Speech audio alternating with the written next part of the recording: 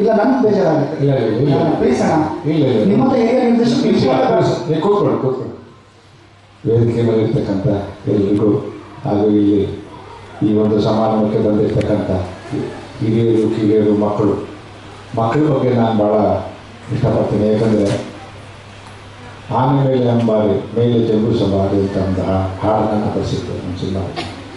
ಮಕ್ಕಳಲ್ಲಿ ದೇವರು, ದೇವರಲ್ಲಿ ಮಕ್ಕಳು ಅಂತ. ಅಂದರೆ ಮಕ್ಕಳನ್ನು ನಾವು ದೇವರ ರೀತಿಯಲ್ಲಿ ನೋಡ್ತೀವಿ. ಆ ದೇವರಿಗೆ ನಾನು ನಮಸ್ಕಾರ ಮಾಡ್ತಾ ಈ ಮಾತನ್ನು ಪ್ರಾರಂಭ ಮಾಡ್ತಾ ಇದ್ದೀನಿ. ಏನು ಹೇಳಬೇಕು, ಏನು ಮಾತಾಡಬೇಕು ಅಂತ ಗೊತ್ತಿಲ್ಲ. ಯಾಕಂದರೆ ರಘುವೀರವ್ರ ಬಗ್ಗೆ ಹೇಳಬೇಕಾದ್ರೆ ಅದಕ್ಕೆ ಸಾಕಷ್ಟು ವಿಷಯಗಳಿದೆ. ಅವರು ಸ್ನೇಹ ಅಂತಂದರೆ ಉಸಿರು ಅಂದರೆ ಸ್ನೇಹಕ್ಕೋಸ್ಕರ ಏನು ಬೇಕಾದರೂ ಮಾಡ್ತಿದ್ರು ರಘುವೀರವರು. ಅದನ್ನು ನಾವು ಕಣ್ಣಾರೆ ನಾವು ಕಂಡಿದ್ದೀವಿ, ನೋಡಿದ್ದೀವಿ, ಅವ್ರ ಜೊತೆ ನೋಡಿರ್ತಕ್ಕಂಥದ್ದನ್ನು ನೋಡಿದ್ದೀವಿ. ಅವರು ದುಃಖದ ದಿನಗಳಲ್ಲಿ ಇದ್ದುದನ್ನು ಸಹ ನೋಡಿದ್ದೀವಿ. ಈಗ ನಮ್ಮ ವೀರೇಶ್ ಸರ್ ಹೇಳಿದ್ರು ಒಂದು ಮಾತನ್ನ, ತುಂಬ ಬೇಜಾರಾಗುತ್ತೆ, ಕರೆದಾಗ ಬರಲಿಲ್ಲ ಮಾಡಲಿಲ್ಲ ಅಂತಕ್ಕಂಥ ಮಾತನ್ನು ಹೇಳಿದಾಗ ನಿಜವಾಗಿ ಭಾಳ ದುಃಖ ಆಗ್ತದೆ. ಯಾಕಂದರೆ ಒಬ್ಬ ಪ್ರತಿಭಾವಂತ ಸೂರ್ಯವರು ನಿಜವಾಗ್ಲೂ ಎಷ್ಟು ಕಷ್ಟಪಟ್ಟು ಮಾಡ್ತಿದ್ದಾರೆ ಅನ್ನೋದನ್ನು ಅವ್ರಿಗೆ ಗೊತ್ತು. ಅವರು ವೀರೇಶ್ ಅವರು ಮಾತಿನ ಮಾತು ಹೇಳಿದ್ರು, ಮನೆಗೆ ಹೋದರೆ ಒಂದು ಸಣ್ಣ ಗಲ್ಲಿ, ಆ ಸಣ್ಣ ಗಲ್ಲಿಯಲ್ಲಿ ಒಂದು ಪುಟ್ಟ ಮನೆ, ಸಣ್ಣ ಮನೆ. ಅದು ನಾನು ಹೇಳ್ತೀನಿ, ಮನೆ ಸಣ್ಣದಾದರೂ ಹೃದಯ ಭಾಳ ದೊಡ್ಡ ಹೃದಯ.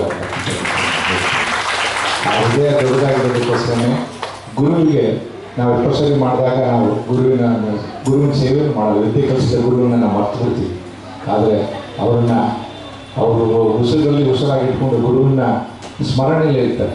ನಾಮಸ್ಮರಣೆ ಅಂತ ನಾವು ಹೇಳ್ತೀವಿ. ಆ ನಾಮಸ್ಮರಣೆಯನ್ನು ರಘುವೀರ ಹೆಸರಿನಲ್ಲಿ ಅವ್ರು ಮಾಡ್ತಿದ್ದಾರೆ. ನಾಮಸ್ಮರಣೆಯನ್ನು ನಿಜವಾಗ್ಲೂ ಅವ್ರಿಗೆ ದೇವರು ಆಯುಷು ಆರೋಗ್ಯ ಕೊಟ್ಟು ಶಕ್ತಿಯನ್ನು ಕೊಡಬೇಕು ಅಂತ ನಾನು ದೇವರಲ್ಲಿ ಭಾಳ ಹೇಳ್ಕೊಡ್ತೀನಿ.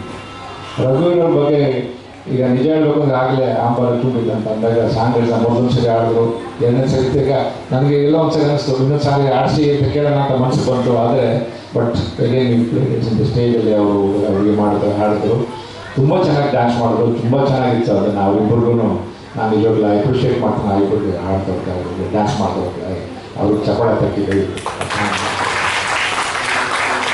ಆ ಸಾಂಗ್ ಬಗ್ಗೆ ಹಂಸಲೇಖ ಅವ್ರ ಜೊತೆ ಹೋದಾಗ ನನ್ನ ಭಾಳಷ್ಟು ಸಿನಿಮಾಗಳಲ್ಲಿ ಹಂಸಲೇಖ ಅವರು ಸಂಗೀತವನ್ನು ಮಾಡಿದ್ದಾರೆ. ನಾವು ಯಾವಾಗಲೂ ಹೋದಾಗೆಲ್ಲ ಈ ಹಾಡು ನೆನೆಸ್ಕೊಳ್ಳೋದಿರೋ ದಿನಾನೇ ಇಲ್ಲ. ಅವ್ರು ಇಟ್ಕೊಂಡು ಆರ್ಮಣಗಳಿದ್ದಾಗ ಹಿಂಗಂದಾಗ ನಾವು ಸುಮ್ಮನೆ ಹಂಗಂದರೆ ಗುರುಗಳೇ ಇದು ಅಂತ ತಕ್ಷಣ ಸಾಕು ಅವ್ರು ಹಂಗೆ ಅಂದ್ಕೊಂಡು ನಾ 2 ಲೈನ್ 3 ಲೈನ್ ಹಾಡೋ. ಅದೇನಾಗುತ್ತೆ ಅಂದರೆ ಹಾಡೋದು ಅಂತಂದರೆ ನೀವು ಅರ್ಥ ಮಾಡ್ಕೋಬೋದು. ಯಾಕಂದರೆ ನಾವು ಹೋದಾಗ that song will inspiration for ನಮ್ಮ ಡೈರೆಕ್ಟರ್ಗಳಿಗೆ ನಾವೇನು ಹೋದಾಗ ಆ ಸಾಂಗ್ ಇನ್ಸ್ಪೈರ್ ಆಗುತ್ತೆ. ನಮ್ಮ ಚಿತ್ರಕ್ಕೆ ಅದು ಹೆಲ್ಪ್ ಆಗಿ ನಾವು ಒಂದು ಒಳ್ಳೆಯ ಹಾಡುಗಳನ್ನು ನಾವು ಟ್ಯೂನ್ ಬರುತ್ತೆ ಅಂತಕ್ಕಂಥದ್ದು ಅದು ಸತ್ಯ ನಡೆದಿರ್ತಕ್ಕಂಥದ್ದು. ಆಮೇಲೆ ರಘುವೀರವ್ರ ಸಿನಿಮಾದಲ್ಲಿ ನೀವು ಯಾವತ್ತು ಸಂಗೀತಕ್ಕೆ ಭಾಳ ಇಂಪಾರ್ಟೆನ್ಸ್ ಕೊಡೋದು ಅನ್ನೋದಕ್ಕೆ ಇವತ್ತಿಗೂ ಸಾಂಗ್ ಹಿಟ್ಟಾಗಿರ್ತಕ್ಕಂಥದ್ರ ಬಗ್ಗೆ ನೀವೆಲ್ಲ ನೋಡ್ತಾ ಇದ್ದೀವಿ, ಕೇಳ್ತಾ ಇದ್ದೀವಿ, ಎಲ್ಲ ಮಾಡ್ತಿದ್ದೀವಿ. ಒಂದು ಮಾತನ್ನ ಹೇಳ್ತೀನಿ, ಎಷ್ಟು ಜನ ಗೊತ್ತಿದ್ದರೆ ಗೊತ್ತಿಲ್ಲ.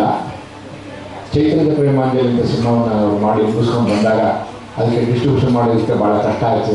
ಅದಾದಾಗ ಥಿಯೇಟ್ರ್ ಸಿಕ್ಕಿರಲಿಲ್ಲ. KG ರೋಡಲ್ಲಿ ಭಾಳ ಕಷ್ಟ ಆಗೋದು. ಸೊ ನಮ್ಮ ಆಫೀಸು ಇವತ್ತು ಆನಂದರಾವ್ ಸರ್ಕಲಲ್ಲಿ ಇತ್ತು. ನಮ್ಮ ಆಫೀಸ್ ಇದ್ದಾಗ ಅವರು ಬಂದರು. ಅಲ್ಲಿ ಬಂದಾಗ ನಮ್ಮ ರಘುವೀರವ್ರಿಗೆ ಹಳೆ ಫ್ರೆಂಡ್ ಬಾಬು ಖಾನ್ ಅಂತ ಅವ್ರು ನಮ್ಮ ಜೊತೆಗೆ ನಮ್ಮ ಆಫೀಸಲ್ಲಿ ಬಂದಾಗ ಪಿಕ್ಚರ್ ರಿಲೀಸ್ ಮಾಡಬೇಕು ಅಂತ ಹೇಳಿದಾಗ ಒಬ್ಬರು ಡಿಸ್ಟ್ರಿಬ್ಯೂಟರ್ ನಮ್ಮ ಬಿಲ್ಡಿಂಗಲ್ಲಿ ಇದ್ದಾಗ ಒಬ್ಬರು ಡಿಸ್ಟ್ರಿಬ್ಯೂಟರ್ನ ಮೀಟ್ ಮಾಡಿಸಿ, ಅಂದರೆ ಡಿಸ್ಟ್ರಿಬ್ಯೂಷನ್ಗಿಂತ ಹೆಚ್ಚಾಗಿ ಥಿಯೇಟ್ರ್ ಅವ್ರು ನಡೆಸ್ತಾ ಇದ್ರು. ರಘುವೀರವ್ರು ಕೇಳಿದ್ರು, ಯಾವ ಥಿಯೇಟ್ರ್ ಬೇಕು ಮಾಡೋದಕ್ಕಂತ. ಇಲ್ಲ ಸರ್, ಅಪರ್ಣನೇ ಬೇಕು ನನಗೆ ಅಂದರು. ಹಠ ಮಾಡಿದ್ರು. ಅಪರ್ಣ ಅದೇ ಮಾತಾಡಿಗೆ ಆ ಥಿಯೇಟ್ರದ್ದು ಅವರು ನಡೆಸ್ತಾ ಇದ್ದಾರೆ, ಅವರು ಥಿಯೇಟ್ರ್ ನಡೆಸ್ತಿದ್ದಾರೆ, ಅವರು ಕಿಂಡನ್ಮಾಲ್ ಅಂತ ಥಿಯೇಟ್ರ್. ಅವ್ರು ನಮ್ಮ ಬಿಲ್ಡಿಂಗಲ್ಲಿ ಇದ್ದರು. ಸರಿ ನಾನು ಮಾತಾಡ್ತೀನಿ ಅಂತ ಹೇಳ್ಬಿಟ್ಟು ಕರ್ಕೊಂಡೋಗಿ ಫೋಟೋ ಕಾರ್ಡ್ ಎಲ್ಲ ತೊಗೊಂಡಿದ್ರು. ಕೊಟ್ಬಿಟ್ಟು ನಾವು ಅವ್ರಿಗೆ ಕೊಟ್ಟು ಸರ್ ಬರ ಪಿಕ್ಚರ್ ಬೇಕು, ಪಿಕ್ಚರ್ ಕನ್ನಡ ಡೇಟ್ ಏನು ಅಂದರೆ ಡೇಟ್ ಕೊಡಿ ನೀವು ಈ ಸಿನಿಮಾಕ್ಕೆ ಅಂತ ಕೇಳಿದ್ವಿ. ಕೇಳಿದಾಗ ಅದೇ ನಾಗಣ ಕ್ಯಾ ಬಾತ್ करते थे, ये पिक्चर जाएगा क्या ಅಂತ ಕೇಳಿದ್ರು. ನನಗೆ क्या बात कर रहे हैं, ये पिक्चर तो जाएगा, ಗ್ಯಾರಂಟಿ ಮೇಲೆ ಕೊಟ್ಟರು. ಅವಾಗ ಆಮೇಲೆ ಮಾಲೂಮೇ ಇಲ್ಲ, ನನಗೆ ಗೊತ್ತಿಲ್ಲ, ನೀನು ಅಡ್ವಾನ್ಸ್ ಕೊಡ್ಬೇಕು ನನಗೆ ಅಂತ ಲೆಕ್ಕ ಹಾಕೋದು. ಆ ಕಾಲದಲ್ಲಿ ಅಡ್ವಾನ್ಸ್ ಕೊಡ್ಬೇಕು ಅಂದಾಗ ರಘುವೀರವ್ರು ಎತ್ಕೊಳ್ಬೇಕು ಸರ್, ಅಡ್ವಾನ್ಸ್ ತೊಗೊಳ್ಳಿ ಸರ್, ಕೊಟ್ಬಿಟ್ಟು ನಾನು ಕೊಡ್ತೀನಿ ಅದು, ನಾನು ಅಡ್ವಾನ್ಸ್ ಕೊಡದೆ ಮಾಡಿಸ್ಬೇಕು ಅಂತ ತಿಳ್ಕೊಂಡಿದ್ದಾಗ ರಘುವೀರವ್ರು ಅಂದರೆ ಅವ್ರು ಕೇರ್ ಮಾಡ್ತಿರಲಿಲ್ಲ. ಸರ್ ಪಿಕ್ಚರ್ ಎಲ್ಲ ಹಾಕ್ಬೇಕು ಸರ್, ಅವ್ರು ಒಂದು ಅಡ್ವಾನ್ಸ್ ಥಿಯೇಟರ್ ಅಡ್ವಾನ್ಸ್ ಕೊಟ್ಟರು. ನಾವು ಯೂಶಲಾಗಿ ಥಿಯೇಟರ್ ಹತ್ರ ಅಡ್ವಾನ್ಸ್ ತೊಗೋತೀವಿ ಶೇರ್ ಮಟ್ಟಿಗೆ ಅಂತ. ಆದರೆ ಆ ಕಾಲದಲ್ಲಿ ಪುಣ್ಯಾತ್ಮ ಥಿಯೇಟರ್ಗೆ ಅಡ್ವಾನ್ಸ್ ಕೊಟ್ಬಿಟ್ಟು ಅದನ್ನು ಹಾಕೋದು. ನೀವು ನಂಬಲ್ಲ ನೀವು. ಅವತ್ತಿನ ದಿವಸ ಅದಾದಮೇಲೆ ಆಡಿಯೋ ಕ್ಯಾಸೆಟ್ನ ಬಂದಿತ್ತು, ಫೋಟೋ ಕಾರ್ಡ್ನ ಇದೇ ನಾನು ಬಾಬು ಖಾನು ನಾನು ರಘುವೀರ್ ಹೋಗಿ ಅಪರ್ಣ ಥಿಯೇಟ್ರ್ ತೊಗೊಂಡೋದ್ವಿ. ಇವತ್ತು ಹಾಕ್ಸ್ಬಿಡಪ್ಪ ಫೋಟೋ ಕಾರ್ಡ್ ಎಲ್ಲ ಥಿಯೇಟ್ರಲ್ಲಿ ಕಮ್ಮಿ ಅಂತ ಹಾಕ್ಸ್ಬಿಡು ಅಂತ ಹೇಳಿದ್ವಿ ನಾವು. ಸರಿ ಅಂತ ನಾವು ತೊಗೊಂಡೋಗಿ ಥಿಯೇಟ್ರಿಗೆ ತೊಗೊಂಡೋಗಿ ಫೋಟೋ ಕಾರ್ಡ್ ನಾವು ಇದು ಕೊಟ್ಬಿಟ್ಟು ಅಲ್ಲಿ ಕ್ಯಾಬಿನಿಂದ ಆಪ್ರೇಟ್ರು ಆಮೇಲೆ ಈ ಟಿಕೆಟ್ ಕೊಡೋರು ಇರ್ತಾರಲ್ಲ ಬುಕಿಂಗ್ ಕ್ಲರ್ಕ್ಗಳು ಅವೆಲ್ಲ ಓಡ್ಬೋದು. ನಮ್ಮದೆಲ್ಲ ನೋಡ್ಬಂತ ಫ್ರೆಂಡ್ಸ್ ಹಣಾಗೆ ಅದು ಇಲ್ಲಿ ಪಿಕ್ಚರ್ ಆಗ್ತೀವಿ. ಫೋಟೋ ಕಾರ್ಡ್ ನೋಡಿ ಕ್ಯಾಸೆಟ್ ತೊಗೊಂಡ ಸರ್ ಆ ಥಿಯೇಟ್ರಲ್ಲಿ ನೀವು ಇವತ್ತು ನಮ್ಮಲ್ಲ ನೀವು ಆ ಕ್ಯಾಸೆಟ್ಗೆ ತೊಗೊಂಡಿದ ತಕ್ಷಣ ಹುಡುಗ ಒಂದೇ ಮಾತಂದ, ಅಣ್ಣ ಈ ಪಿಕ್ಚರ್ ನಮ್ಮ ಥಿಯೇಟರ್ ಇರ್ತಲ್ಲ ಸೂಪರ್ ಹಿಟ್ ಹೋಗೋಣ ಅಂತ. ಅಂದರೆ ಲೆಕ್ಕ ಹಾಕೊಳ್ಳಿ ನೀವು. ಅವತ್ತಿನ ದಿವಸ ನೋಡಿ ಇವತ್ತು ನನಗೆ ಕೂದಲು ನಿಂತ್ಕೊತಾ ಇದ್ದೀನಿ ಮುಂದೆ ನಿಜವಾಗ ಹುಡುಗ ಹೇಳಿದ್ದ ಬುಕಿಂಗ್ ಕ್ಲರ್ಕ್ ಕೇಳಿದ ಮಾತನ್ನ ಹೇಳ್ತೀನಿ, ಅಣ್ಣ ಸೂಪರ್ ಹಿಟ್ ಈ picture song sir super hit ಆಗಿರುತ್ತೆ, ಡೆಫಿನೆಟ್ ಆಗಿ ಹೋಗುತ್ತೆ ಸಿನಿಮಾ ಅಂತ. ಆ ಸಿನಿಮಾ ಅವ್ರ ಮೇಲೆ ಆ ಸಿನಿಮಾ ಮೇಲೆ ಇಟ್ಟಿದ್ದಂಥ ನಂಬಿಕೆ ಆ ಚಿತ್ರ ನಿಜವಾಗ್ಲೂ ಯಶಸ್ವಿ ಆಯಿತು. 100 days ಆಯಿತು, ಸೂಪರ್ ಹಿಟ್ ಆಯಿತು.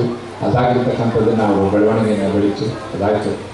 ಏನೋ ಒಂದು ದುರಂತ ಅಂತ ನಮ್ಮ ವಿದೇಶನ ಹೇಳಿದಾಗ ನಿಜವಾಗ್ಲೂ ಸ್ವಾಮಿ ದೇವರು ಎಲ್ಲಿ ಕರ್ಕೊಂಡ್ಬಿಟ್ಟ ಎಲ್ಲ ನಮಗೆಲ್ಲ ಭಾಳ ದುಃಖ ಆಯಿತು.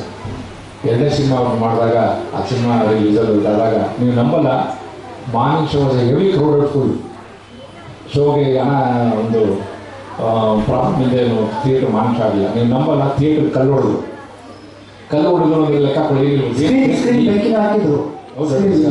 ಅಲ್ಲಿ ಎಷ್ಟು ಕ್ರೇಜ್ ಇತ್ತು ಆ ಸಿನಿಮಾಗೆ, ರಘುವರ್ ಬಗ್ಗೆ ಏನು ಫ್ಯಾನ್ಸ್ ಇದ್ರು, ಏನು ಕ್ರೇಜ್ ಇತ್ತು 2ನೇ ಸಿನಿಮಾಗೆ ಅನ್ನೋದು ನೀವೆಲ್ಲ ಯೋಚನೆ ಮಾಡಬೇಕು. ಇವತ್ತಿನ ದಿವಸ ಇದ್ದಿದ್ದೆ ಇವರಲ್ಲಿ ಬಿಗ್ ಸೂಪರ್ ಸ್ಟಾರ್ ಆಗಿರೋರು ನಿಜವಾಗ್ಲೂ ಆಗಿದ್ದಿದ್ದು ಅವತ್ತಿನ ದಿವಸ. ನಮ್ಮನ್ನೆಲ್ಲ ಬಿಟ್ಟು ಅವ್ರನ್ನ ಕಳ್ಕೊಂಡಿದ್ದೀವಿ. ವೀರೇಶ್ ಅವರು ನಿಜವಾಗ್ಲೂ ಅದ್ಭುತವಾದ ಕೆಲಸ ಮಾಡ್ತಾರೆ. ಸೂರ್ಯವ್ರನ್ನ ಅವ್ರನ್ನ ಇಂಟರ್ವ್ಯೂ ಮಾಡಿ ಇವತ್ತಿನ ದಿವಸ ಚಿತ್ರಲೋಕ.com ಮಾಡಿದ್ದಾರೆ.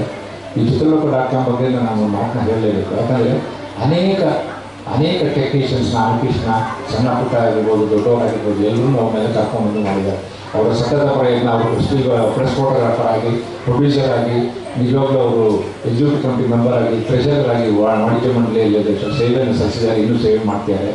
ಅವರು ಹೇಳಿದ ತಕ್ಷಣ ನನಗೆ ಅದೇ ದೊಡ್ಡಂತ ಸೂರ್ಯವ್ರ ಬಗ್ಗೆ ಹೇಳಿದಾಗ ಅವರು ಇವತ್ತಿನ ದಿವಸ ಅನೇಕ ಯೂಟ್ಯೂಬ್ ಚಾನಲ್ಗಳು ಬಂದಿದೆ, ಬೇಕಾದ ಚಾನಲ್ಗಳು ಬಂದಿದೆ. ಆದರೆ ಯಾವ್ದು ಚಾನಲ್ ಸ್ಟಾರ್ಟ್ ಆಗಿದೆ ಈಗ ಈ ವರ್ಷ ಕೊನೆಯಂದಾದ ತಕ್ಷಣ 25ನೇ ವರ್ಷವನ್ನು ಆಚರಿಸ್ತಾ ಬರ್ತಾ ಇದೆ ಚಿತ್ರಲೋಕ.com.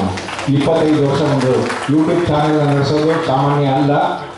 ವೆಬ್ಸೈಟ್ ನಾನೇ ದೊಡ್ಡ ವೆಬ್ಸೈಟ್ ಚಿತ್ರಲೋಕ.com 25 ವರ್ಷ ನಡೆಸೋದಿದೆಯಲ್ಲ, it's not a small thing. ಅದನ್ನು ಯಶಸ್ವಿ ಮಾಡಿ ಇನ್ನೂ 50 ವರ್ಷ 100 ವರ್ಷ ಬೆಳೀಲಿ ಅಂತ ನಾವು ಹಾರೈಸ್ತೀವಿ.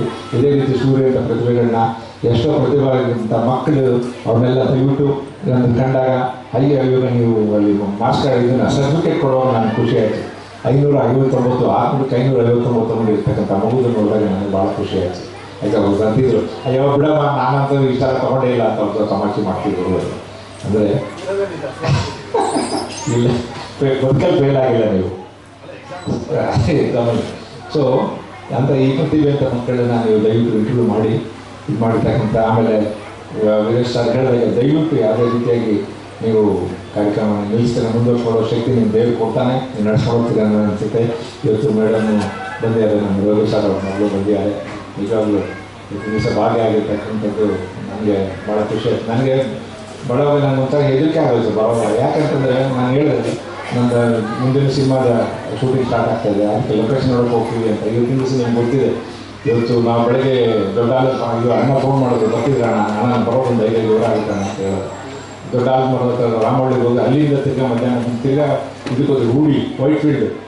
ನೀವು ಗೊತ್ತು ವೈಟ್ ಫೀಲ್ಡ್ KR4 ಬರೋದಕ್ಕೆ ಎಷ್ಟು ಟ್ರಾಫಿಕ್ ಅಂತ. ಮಳೆ ಅಂದರೆ ಮಳೆ, ಇಲ್ಲಂತೂ ಒಂಚೂರು ಮಳೆ ಇಲ್ಲ. ಅಲ್ಲಿ KR4 ಅಪ್ ಟು ಹಲಸೂರವರೆಗೂ ಮಳೆ ಅಂದರೆ ಮಳೆ ಇರ್ತದೆ. ಟ್ರಾಫಿಕಲ್ಲಿ ಎಲ್ಲಿ ತಗೊಳ್ಳಾಕೊಂಡು ಟೈಮ್ ಸರಿ ಬರೋದೇನೋ ಅಂತ ನನಗೆ ಭಾಳ ಬೇಜಾರಾಗಿತ್ತು. ಆದರೂ ಕೂಡ ರಘುವೀರವರು ನಮಗೋಸ್ಕರ ಮಾಡಿಕೊಟ್ಟು ಕರ್ಸ್ಕೊಂಡಿದ್ದಾರೆ. ನಿಜವಾಗ್ಲೂ ನಾನು ಟೈಮ್ ಸರಿ ಬಂದಿದ್ದೀನಿ ಅಂತ ನನಗೆ ಖುಷಿ ಆಯ್ತು. ನನಗೆ ಅಂತ ಹೇಳಿ ಮಾತನ್ನು ಮುಗಿಸ್ತೀನಿ. ಜೈ ಹಿಂದ್, ಜೈ ಕರ್ನಾಟಕ.